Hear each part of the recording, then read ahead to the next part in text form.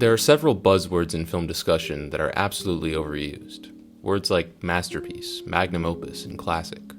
The most popular of these, though, are the words overrated and underrated.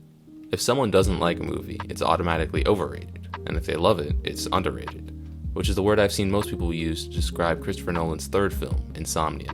It's the only movie in Christopher Nolan's filmography where he's not credited as a writer, and instead of being an original idea, it's a remake of a 1997 Norwegian film by the same name.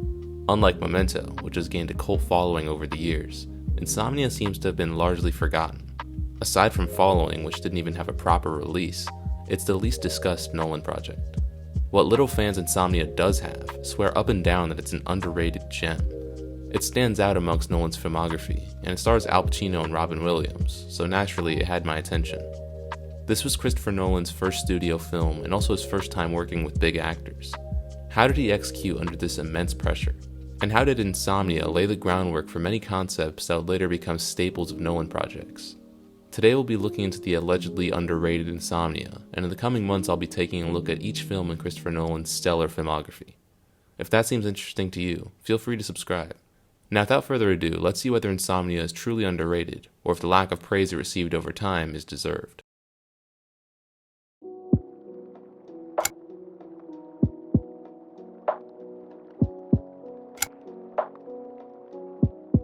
One may assume that after the critical and commercial success that was Memento, Nolan would have no problem finding another project.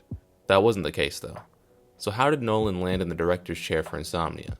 Warner Bros. Had a remake of Insomnia in pre-production, with Jonathan Demme set to direct.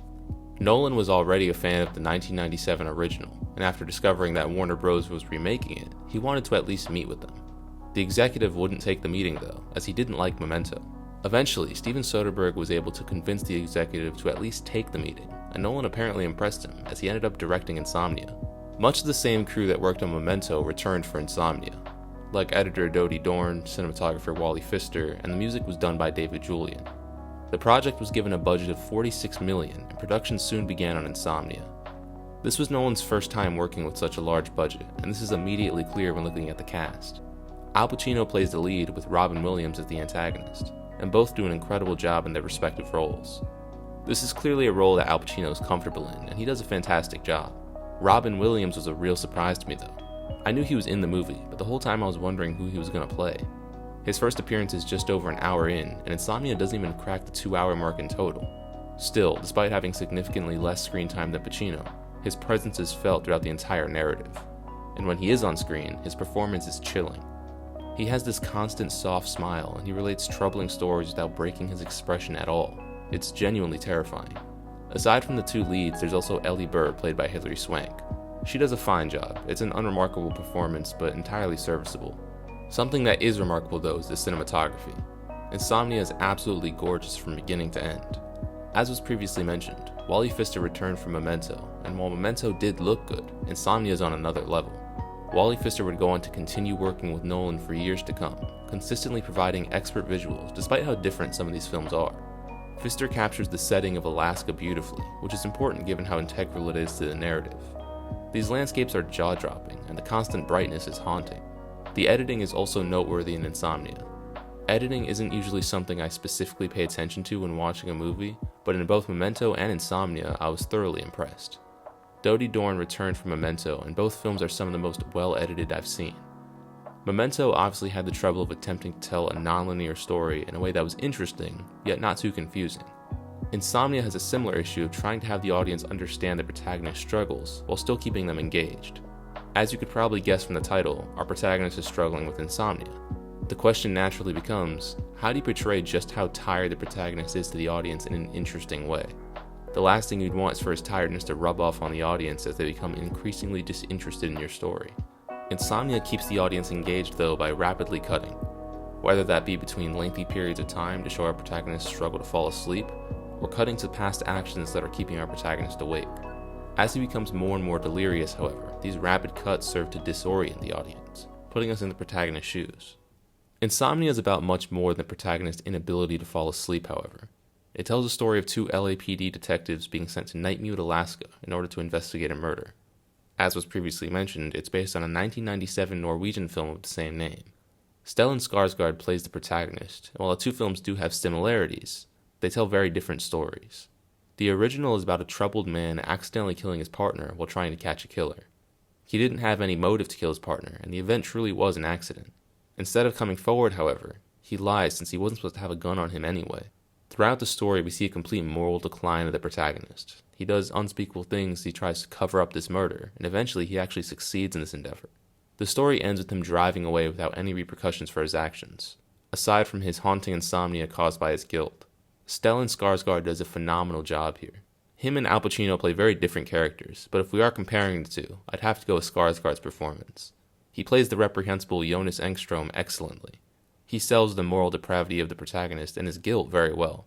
The original is also much brighter than the remake. Of course, the brightness is what's keeping the protagonist up, and the film is almost blinding at points. This is in total contrast to its overall tone. It's much darker in tone than the 2002 remake. However, both have dark elements.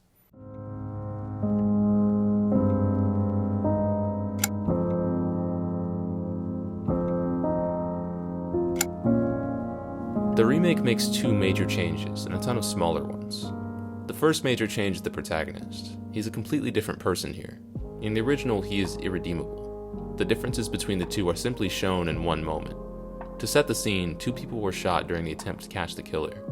One was shot by the killer and lived, and the other was shot by the protagonist and died. The bullet shot by the killer went straight through his target and was later recovered on the scene. The bullet shot by the protagonist is still in the body and will soon be discovered after the autopsy. Once everyone is made aware that the bullets are different calibers, it'll be obvious that the targets were shot by two different people. To prevent this, the protagonist picks up the killer's gun from the scene of the crime and aims to replace the bullet from evidence with one of the same caliber. In order for this to look legit though, the bullet needs to be shot into flesh. To accomplish this, Jonas, the protagonist from the 1997 original, shoots a stray dog. Will Dormer, the protagonist of the remake, shoots a dog's corpse, however. Both actions are grotesque, but one is clearly a lot worse than the other. Jonas is also established as a pervert very early on in this story, and these habits are shown as the story develops. Will Dormer is placed in many of the same situations, yet doesn't respond the same way at all. Instead, he stays focused on his objective all the way through. Jonas is a morally corrupt person to start off with. This story just shows him descend even further. Will Dormer, on the other hand, is a good man who makes a mistake and gets trapped in a web of lies.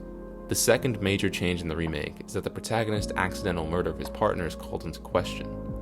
The remake adds a plotline where Will Dormer is being investigated by internal affairs, and his partner, Hap, is going to strike a deal with them. As part of this deal, Hap would likely testify against Dormer. With his partner now out of the picture, Dormer doesn't have to worry about that anymore. The scene where he initially shoots Hap makes it seem like an accident, but in a flashback, the fog is almost entirely gone. By the end of the film, Dormer isn't even sure whether he meant to shoot Hap or not. The remake also adds another layer to Will's desire to protect his reputation. It's not entirely self-centered like Jonas' motivations were. If Will's reputation were to be challenged, it could lead to many of the criminals he's locked up over his career going free, as many of the convictions relied on his judgment. This doesn't justify his actions throughout the story, but it changes the audience perspective of Will just a bit. The most important difference between Will Dormer and Jonas, though, is their relationship with the detective assigned to the case of their partner's murder. Jonas is around the same age as this detective, and at the beginning, there seems to be some sort of implied romantic relationship. This culminates in her finding out what he did in the end and letting him go. In the remake, though, the detective is much younger than Will Dormer. She views him as a hero and a mentor, and this relationship was the most interesting part of the narrative for me. Throughout the film, he teaches her a lot. In fact, it seems that he values teaching her over everything else in this story. For example, in one scene, she presents her completed report to him on Hap's murder. All he has to do is sign off on it. Instead of doing that though, he tells her to go over it again and make sure her facts are correct. In doing this, she discovers that Will may have lied about where he was at the time of the second shot. If he had simply signed off on it, it's likely no one would have ever found out about him killing Hap. Will valued using this moment as a lesson for her, over him being able to get away with this crime. This speaks volumes for his character, and this sentiment is echoed in his final moments. With Will slowly dying, Ellie attempts to get rid of the bullet casing that'll prove Dormer shot Hap. At the last second though, Will stops her, telling her not to lose her way. Even if it ruins his reputation and his life's work, he values using this as a lesson for her over everything. Losing his way, as he puts it, is how he got in all this trouble in the first place. He tampered with evidence, and that led to him having something to hide. Since he had something to hide, he had a motive to kill Hap. Even if it was truly an accident, No one was going to believe him. Even before killing Hap though, he was clearly racked with guilt, as the opening scene shows him regretting his actions. He had lost his way long before the events of the story began. A motif that is present in both the original and the remake is light being used to represent guilt. On Dormer's first night in Alaska, we aren't shown whether or not he was able to fall asleep. After Hap is killed, however, he's physically incapable of going to sleep. He tosses and turns, but he's haunted by his past mistakes. They're a piercing light that won't go away no matter how hard he tries to cover them over. This culminates in my favorite scene in the film, where the hotel lady, who's apparently named Rachel, goes to his room to tell him that someone complained about all the noise. Will's been throwing objects around trying to cover up the window at all costs. He tells her that it's just too bright in there, to which she flicks on the light and tells him that it's actually dark the whole time. This is a powerful moment and reveals just how heavily Will's actions have been weighing on his conscience. In this moment, he's completely overwhelmed by his guilt and tells Rachel about what he did in the Dobbs case, which was mentioned earlier. These are the brief flashbacks we've been getting all throughout the film, in which he falsified evidence in order to convict a man, since he apparently was able to tell the defendant was guilty from the start. On one hand, legally what he did was wrong, of course. On the other hand, if he really does have this ability to just read people from the beginning and say beyond a shadow of a doubt that he was guilty, he likely felt like he had to do whatever it took to get him convicted. At that point, it comes down to what Rachel says later in this conversation. It's about what he's willing to live with at the end of the day. And he clearly wasn't ready to live with this. Whether this regret is coming upon him due to the internal affairs investigation, or if it's been there since the event took place, we aren't entirely sure. But either way, it looms over him throughout this story. Will emphasizing this lesson to Ellie with his dying breath, to not lose her way, was a heartbreaking moment. Dormer really was a good man trying to do what he thought was right, but lost himself in the process. At one point, he may have been as excitable and ambitious as Ellie, but over the years he became jaded, and the only thing he can do now is not let her turn out like him.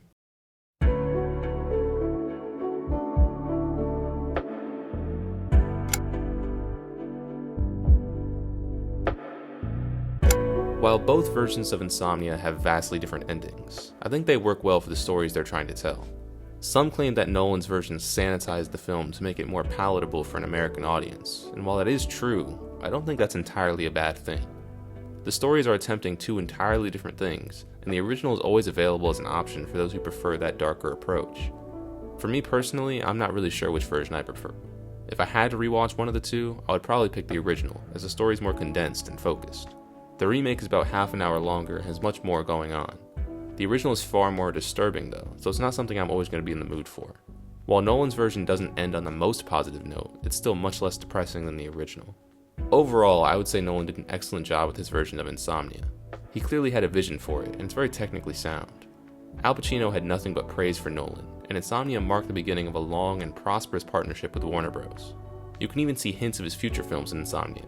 The whole sequence with Will rushing to Randy's place to get the gun was very reminiscent of a similar sequence in The Dark Knight. I would be lying if I said I wasn't just a little disappointed with Insomnia though. It's absolutely a fine movie, in fact I would say it's a very good movie, but it doesn't have anything really special going for it. Nolan tends to make genre-defining films. Things like Batman Begins and Interstellar completely changed the landscape of the comic book adaptation and science fiction genres. Insomnia doesn't do that for psychological thrillers or cop movies. It's just an above-average psychological thriller, which is still impressive, especially at this stage of Nolan's career, and seeing as he didn't write it, I suppose it couldn't be helped. Still, I can't say that Insomnia is underrated. I think the film generating some buzz at the time and doing relatively well is a fair conclusion. Insomnia isn't overrated or underrated, it's just fairly rated in my eyes. I enjoyed it, but I'll likely never think of it again. I think putting it this way might help explain where I'm coming from. When I told people I was making a video on Memento, I would go on to briefly describe the plot in one sentence, and people would instantly say, "Oh, I've seen that," or "That sounds interesting, I don't think I've watched it." With Insomnia, the most common answer I got was, "I might have seen that." It's honestly just forgettable. It didn't leave me thinking or wanting more. In fact, it didn't leave any lasting impression at all. The original definitely did, but that was because of how disturbing it was, which the remake shies away from. None of this to say that it's a bad movie. I really want to emphasize that. It's still very good. It just impressed me significantly less than Nolan's other work. Speaking of his other work, next time we'll be taking a look at his fourth film, Batman Begins, a landmark title in the superhero genre, and a film that changed the legacy of both Nolan and Batman forever. If you'd like to see that, let me know in the comments, and subscribe for more content like this. Thanks for watching.